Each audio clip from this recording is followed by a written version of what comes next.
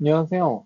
오늘 제가 리뷰할 논문은 Transformer Based Multitask Assist Control from First Person View Image and Readers Kinematic Information for Exoskeleton 로봇입니다.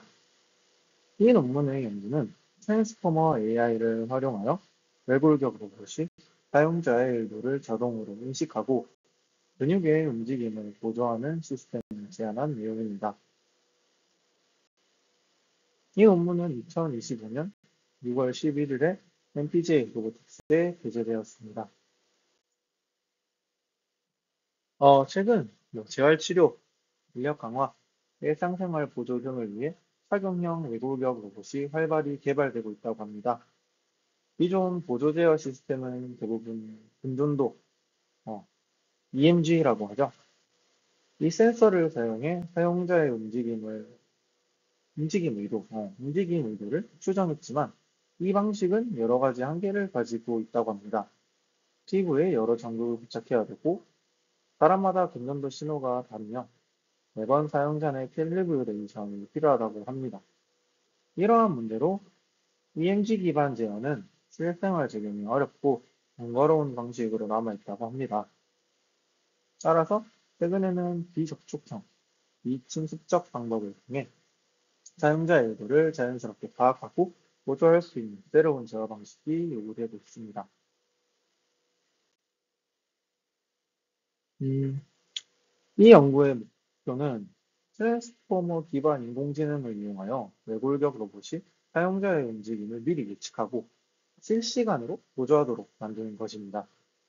기존 근전도 방식 대신 1인칭 카메라 영상과 관절 움직임 데이터를 함께 분석하여 사용자의 의도를 파악합니다. 이렇게 함으로써 EMG 없이도 다양한 동작에 적응 가능한 자동 보조 제어 시스템을 구현했다고 논문에서는 말을 하고 있습니다. 제한된 시스템은 시각 정보와 운동 정보를 융합해 외골격 로봇의 보조 명령을 자동으로 생성하는 구조입니다. 먼저 카메라로 들어온 1인칭 영상은 레진의 1파를 통해 처리되고 관절 각도, 가속도 같은 센서 정보와 함께 트랜스포머에 입력됩니다.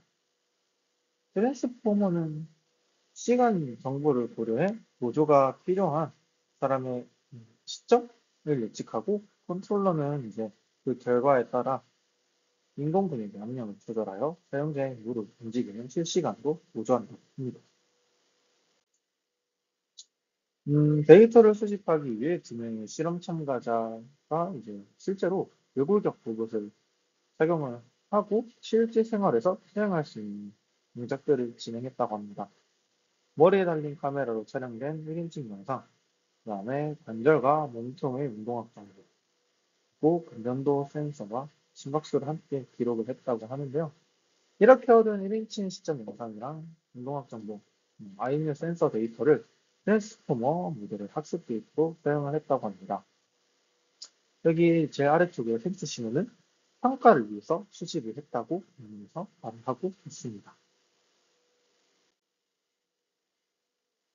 제한된 모델은 크게 세 가지로 이루어져 있습니다. 먼저 레즈넷 18이 영상에서 시각적 특징을 먼저 추출하고 PCA로 정보를 압축합니다. 그 다음 트랜스포머가 영상과 관절 데이터의 시간적 관계를 통합해서 사용자의 의도를 예측하는 것. 다음 마지막으로 예측 결과를 바탕으로 보조 명령을 생성해 인공 근육의 압력을 조절하게 됩니다.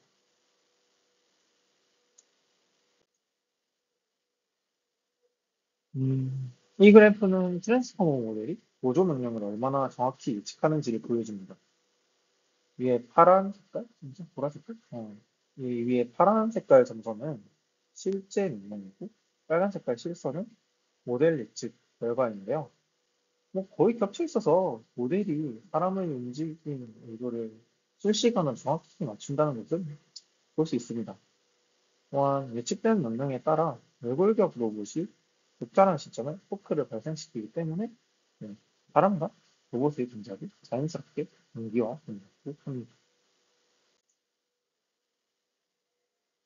이 그래프는 제한된 모델과 기존 EMC 기반 모델들의 성능을 비교한 결과입니다.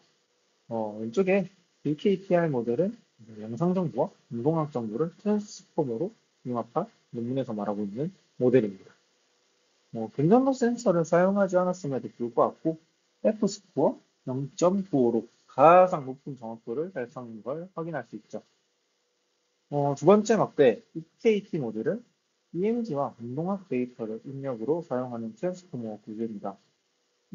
구조는 유사하지만 EMG 신호 특성상 노이즈와 개인 처리는 정확도가 약간 낮은 것을 확인할 수 있습니다. 세 번째 EKS 모델은 SVM, 분류기, 서포트 벡터 머신, 이거를 사용한 전통적인 방식입니다. 비교적 유사한 성능은 EMG 신호랑 트랜스포머 성적보다는 좀 높네요.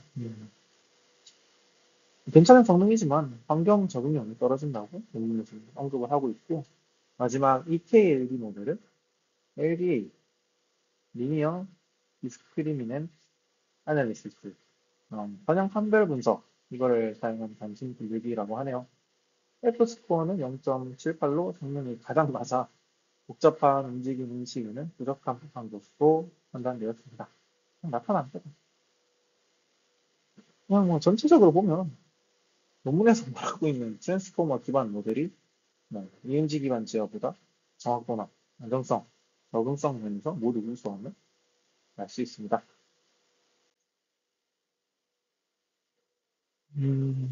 왼쪽 그래프는 모델 구성 요소별 성능을 비교한 어블레이션 스터디 결과입니다. 이걸 보면은 제한된 BKTR 모델은 트랜스포머, 내신의 PCA를 모두 사용하여 F스코어 0.9로 가장 높은 성능을 보였습니다.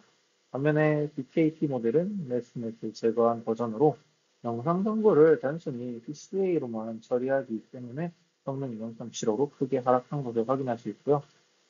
이거는 레스넷 기반 시각적 특징 추출이 매우 중요한 역할을 한다는 것을 보여주기도 하네요.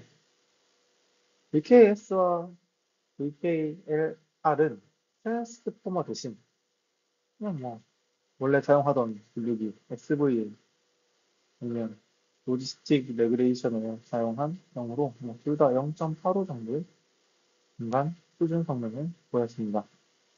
오른쪽 표에서 볼 수 있듯이 제한된 BKTR 모델만이 트랜스포머, 레스넬, BCA를 모두 사용하여 이 조합이 멀티모델, 정보, 영상이나 운동학 이런 정보를 효과적으로 통합해 세상 노조 제어 정확도를 달성했다 합니다.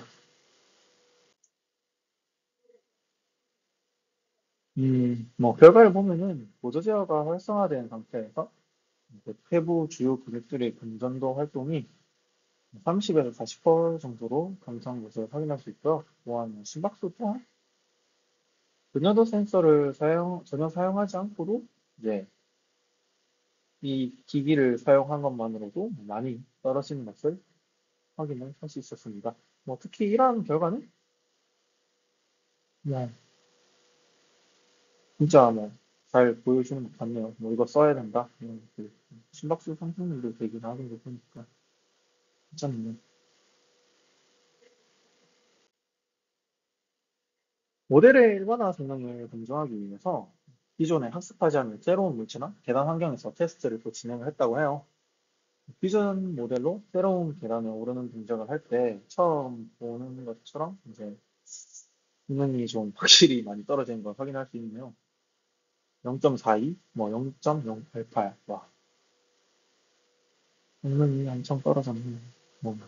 새로운 환경으로 그런데 어, 이 새로운 환경 데이터를 바탕으로 파인 튜닝을 진행하자 바로 F스코어 점수가 0.95로 올라오는 것을 확인할 수 있었습니다. 이거는 트랜스포머 모델은 소량의 추가 학습만으로 새로운 환경에도 빠르게 적응할 수 있는 유연한 구조를 가지고 있다는 것을 증명을 한 거죠. 또한 반대로 다양한 데이터로 학습을 해야 하는 필요성도 입증한 셈이죠.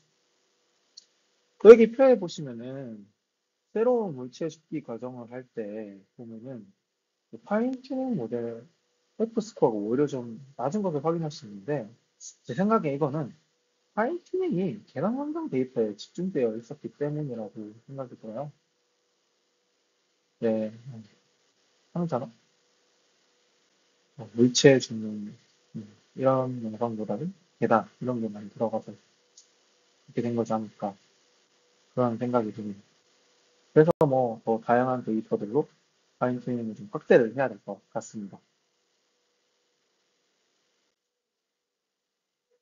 네, 결론적으로 본 연구에서는 트랜스포머를 활용해 외골격 로봇이 사용자의 움직임 의도를 스스로 예측하고 보조할 수 있음을 입증했습니다. 첫 번째로 일단 뭐 금전도 센서가 필요 없으며 두 번째로는 영상과 관절 데이터만으로 실시간 도제를 수행할 수 있었다는 것을 입증했고요. 이를 통해서 무엇보다 간단하고 효율적이며 인간 친화적인 착용형 로봇 제어가 가능해졌다고 연구는 얘기를 하고 있습니다. 앞으로 이 연구는 세 가지 방향으로 진행될 예정이라고 합니다. 첫 번째로는 다양한 환경에서도 정확도를 유지할 수 있도록 일반화 성능을 강화하고 두 번째로는 트랜스포머의 판단 과정을 시각적으로 해석할 수 있는 방법을 개발하며 또 두 번째로는 이 시스템을 재활과 노인 보조 분야로 확장해서 실제 적용 가능성을 검증 계획이라고 합니다. 이거를 통해서 인간과 로봇이 더욱 자연스럽게 협업할 수 있는 미래가 얼마 남지 않았다. 이런 생각이 좀 들더라고요. 네, 이상 발표를 마치도록 하겠습니다. 경청해 주셔서 감사합니다.